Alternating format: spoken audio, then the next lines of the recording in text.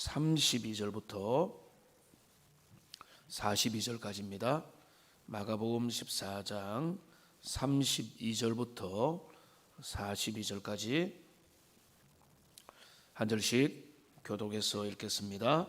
그들이 겟세마네라 하는 곳에 이르러 예수께서 제자들에게 이르시되 내가 기도할 동안에 너희는 여기 앉아 있으라 하시고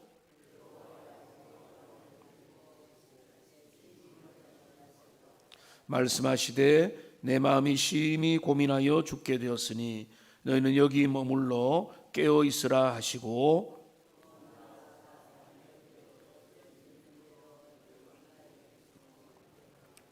이르시되 아빠 아버지여 아버지께는 모든 것이 가능하오니 이 잔을 내게서 옮기시옵소서. 그러나 나의 원대로 마시옵고 아버지의 원대로 하옵소서 하시고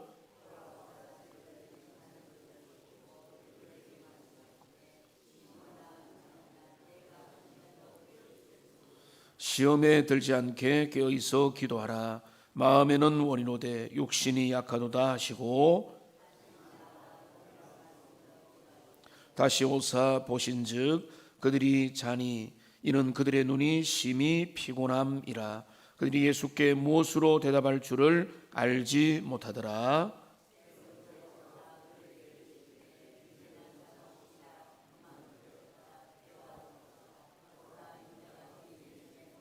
함께합니다. 일어나라 함께 가자. 보라 나를 파는 자가 가까이 왔느니라. 아멘. 기도 없이는 사명의 길을 제대로 달려갈 수 없습니다. 기도 없이 그 길을 완주하려고 하는 생각 자체가 잘못되었습니다. 사명을 감당하기 위해서는 반드시 기도의 자리가 필요하고 기도의 무릎이 필요합니다. 사명의 처음부터 그 과정과 완수의 순간까지 반드시 필요한 것이 있다면 그것은 바로 기도입니다. 기도하면서 그 길을 걸어가야 됩니다. 기도 없이 사명의 길을 걸어가겠다고 생각하는 것 자체가 그것이 위험한 생각입니다.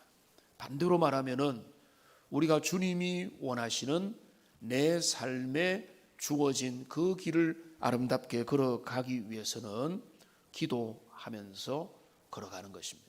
우리가 기도할 때 기도의 무릎을 꿇고 기도하면서 주님의 도움을 구할 때 우리 예수님께서 걸어가신 것처럼 우리도 그렇게 그 길을 잘 걸어갈 수 있습니다.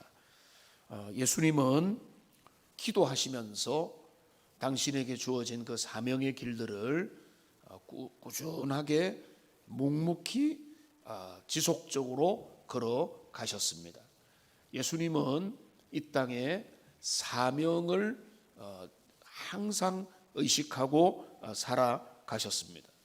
예수님이 이 땅에 오신 것은 그 이유를 분명히 알고 이 땅에 오셨습니다. 예수님은 하나님의 그 뜻을 이루고 또 주님 삼위일체 하나님이 세운 구원의 계획을 실제적으로 순종하시고 그리고 그것을 온전히 자신의 몸으로 이루기 위한 그 순종의 길, 아버지의 뜻을 따르는 길, 그 십자가의 길을 걸어가기 위해서 이 땅에 오셨고 그 33년 반의 삶을 그렇게 걸어가신 것입니다. 그 길은 우리가 알고 있듯이 쉽지 않은 길이고 고난이 있고 반대가 있고 역경이 있고 좌절이 있고 오해가 있고 질투가 있는 그런 길이었습니다. 쉽지 않은 그 길, 그 순간, 그 모든 길들을 우리 주님은 담대히 걸어가셨는데 가장 쉬운 그 이유 분석은 하나님이기 때문에 그렇게 하셨다라고 하는 것일 겁니다. 그런데 성경 복음서는 결코 그런 식으로 설명하지 않습니다. 예수님이 위대한 기적을 행하셨고 예수님이 놀라운 능력을 행하셨지만은 그 능력을 행하실 때는 메시아로서 행했지만은 당신이 그 길을 걸어가는 그 모습에 있어서는 능력 사용을 철저히 자제하십니다. 고통을 없도록 하시고 문제가 없도록 하시고 어려움이 없도록 하는 일, 그 능력을 스스로에게는 사용하지 않으시는 것을 우리가 잘 봐야 됩니다. 오히려 반대입니다. 예수님은 그 모든 길을 걸어가시면서 예수님은 기도하며 그 길을 걸어가십니다. 기도로 승리하셨습니다. 그 사명의 길들이 힘들고 고단하고 어렵지만은 기도하며 그 길로 걸어가셨습니다. 평소에도 하나님 앞에 기도하며 하나님과 깊은 교제를 나누며 무엇을 교제했겠습니까? 하나님의 길이 무엇인가? 그 가야 될 길들을 어떻게 가야 될 것인가? 라고 하는 것들을 예수님은 하나님과 깊이 교제하는 그 시간을 가지셨습니다. 기도하신 예수님은 오늘 우리가 읽은 대로 가장 결정적인 순간을 앞두고도 간절히 기도하셨습니다. 중요한 순간에, 가장 중요한 순간에 예수님이 선택한 길은 기도였습니다. 기도로 밤이 맞도록 하나님의 뜻을 구하며 간절히 기도했습니다. 예수님이 간절히 기도한 것을 얼마나 간절히 기도하셨는가? 땀이 정말로 몸에 정말로 그 피가 땀방울이 될 정도로 그렇게 기도하셨습니다. 근데 히브리서 5장 7절에 보면은 예수님의 간절한 기도의 모습을 우리가 엿볼 수 있습니다. 이렇게 그런 기도하셨습니다. 육체에 계실 때에 자기를 죽음에서 능히 구원하실 이에게 심한 통곡과 눈물로 간구와 소원을 주님 앞에 올렸다. 하나님의 응답을 얻었다. 여기 그의 경건하심으로 했습니다. 그의 신성으로 말미암아, 그의 전능하심으로 말미암아, 그의 위대한 능력으로 말미암아라고 말하지 않습니다. 그의 경건한 기도로, 그가 눈물로 마치 아버지의 처사에 모든 것이 달려있다라고 간절히 간구하는 그 간구하는 기도하는 우리 주님의 모습을 오히려 성경은 우리에게 그려주는 것입니다. 얼마나 간절히 기도하셨는가. 심한 눈물과 통곡과 그 간구로 우리 주님 앞에 기도하신 겟세마네스의 모습을 우리는 볼 수가 있습니다. 왜 그렇게 간절히 기도하셨는가? 왜 그렇게 눈물로 기도하셨는가? 그거는 다른 게 아닙니다. 스스로의 유익을 위해서가 아니라 그 사명을 감당하기 위해서 그 기도를 우리 주님이 하신 겁니다.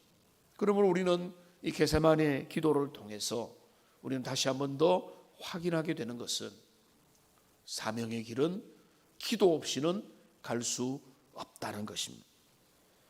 기도 없이 그 길을 가려고 하니까 힘들고 지치고 넘어지고 자꾸 뒤돌아가고 싶고 멈추어 서 있는 것입니다.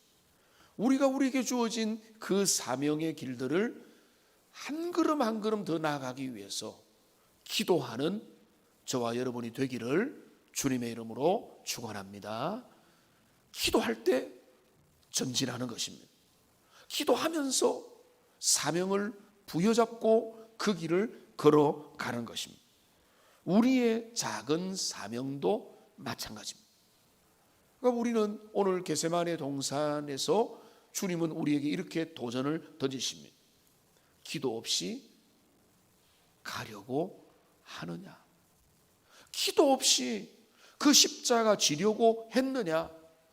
기도 없이 너는 너에게 맡겨진 그 사명을 감당할 수 있겠느냐라고 우리 주님은 그 십자가 겟세마네 동산에서 간절한 기도의 기도를 올렸던 주님은 그 도전을 우리에게 던져주고 있습니다.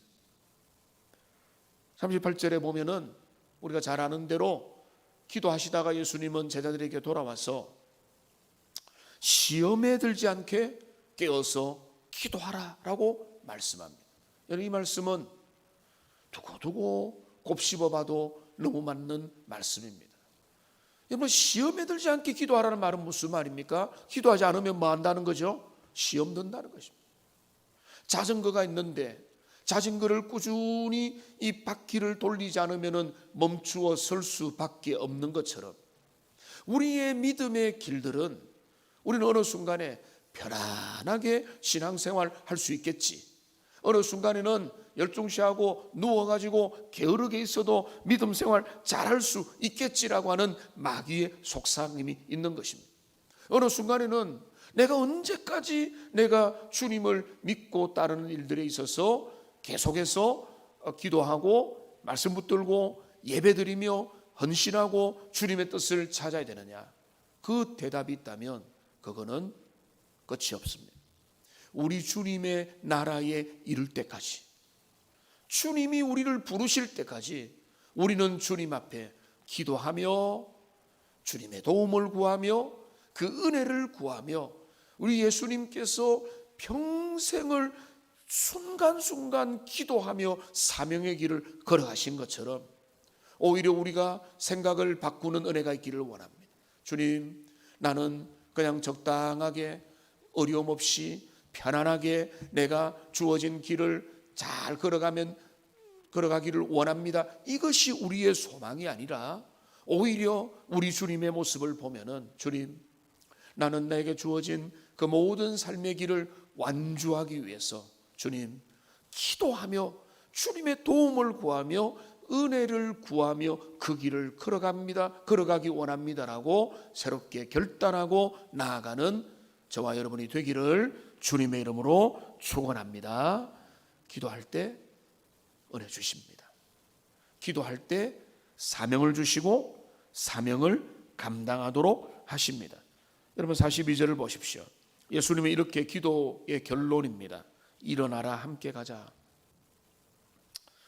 여러분, 이것은 때가 되었다라고 하는 말이기도 하지만은 응답의 마음가짐입니다. 세 차례 간절한 기도를 하시고 하나님의 응답이 주셨는데 그 응답은요, 우리의 인간적인 생각과는 다릅니다. 그 잔이 지나가는 것이 아니라 그 잔을 받아서 마셔라. 그 일을 위해서 왔고 그 일을 할 수 있게 내가 함께 하겠다, 내가 너에게 은혜를 주겠다라고 하시고, 주님은 그 마음 채비를 하시고는 일어나라, 함께 가자라고 하신 거예요. 이거는 포기의 선언이 아니라 우리 주님이 기도 응답을 받은 것입니다. 기도하고 기도의 응답을 받으면요, 순교의 자리에 걸어갑니다. 고난도 모른 척하지 않습니다. 역경도 문제가 되지 않습니다. 어려움도, 눈앞에 다가오는 핍박과 환난도 그게 문제가 아닙니다. 왜냐하면 아버지 앞에 원하는 그 길을 바라보면서 걸어가기 때문에 그런 것입니다. 그러므로 기도가 필요합니다. 저는 귀한 글을 읽었기 때문에 그 글을 인용함으로 오늘 말씀을 정리하겠습니다. 정말로 이 말씀은 이제 좀 긴 이 인용 설교문은 참 정말로 내 마음을 뜨겁게 하고 우리의 마음을 도전하게 하는 그런 통찰력 있는 내용입니다. 제목은 뭔가 하면 고난의 귀한 시간이라고 하는 그런 글입니다. 스코틀랜드의 조지 마티슨이라고 하는 그 설교자의 설교문종에 나오는 내용입니다. 그가 이렇게 말합니다. 과거의 위인들에게 가장 잊지 못할 풍요의 자리가 어디였던가 물어보라. 그들의 대답은 내가 엎드렸던 차가운 바닥이라고 대답할 것이다. 아브라함에게 물어보라. 모리아의 번제단을 가르치리라. 요셉에게 물어보라. 차가운 감옥을 가르치리라. 모세에게 물어보라. 생사의 고비를 넘긴 나일강을 가르치리라. 룻에게 물어보라. 허리가 아프도록 이삭을 줍던 밭에 자기의 기념비를 세울 것이다. 다윗에게 물어보라. 그의 노래는 밤에 지어졌다고 할 것이다. 욥에게 물어보라. 하나님이 폭풍우 가운데서 응답하셨다고 할 것이다. 베드로에게 물어보라. 그는 바다에서 순종을 배웠다고 하리라. 요한에게 물어보라. 그는 밤모섬에 승리의 면류관을 던지리라. 바울에게 물어보라. 그는 자기의 눈을 멀게 한 빛에서 영감을 보았다고 할 것이다. 이렇게 설교하고는 마지막으로 이렇게 말합니다. 한 사람도 예수에게 물어보라. 그분은 대답하리라. 겟세마네 동산 차가운 땅바닥에서 왕관을 받았노라고 그는 대답할 것이다. 그러면서 마지막에 덧붙입니다. 내 영혼아, 그대도 겟세마네에서 화환을 얻으라. 그 쓴 잔을 마심이 면류관이 되리라. 그대의 외로운 시간이 왕관으로 바뀌리라. 절망스러운 날들이 기쁨이 될 것이요, 사막이 변하여 노래하며 조용한 삼림의 나무들이 손뼉치리라. 이렇게 위대한 말씀을 전했습니다. 겟세마네의 차가운 땅바닥, 그것이 바로 승리의 시간입니다. 우리 주님은 그 사명의 길들을 기도하며 걸어가셨습니다. 저는 우리는 마땅히 생각합니다.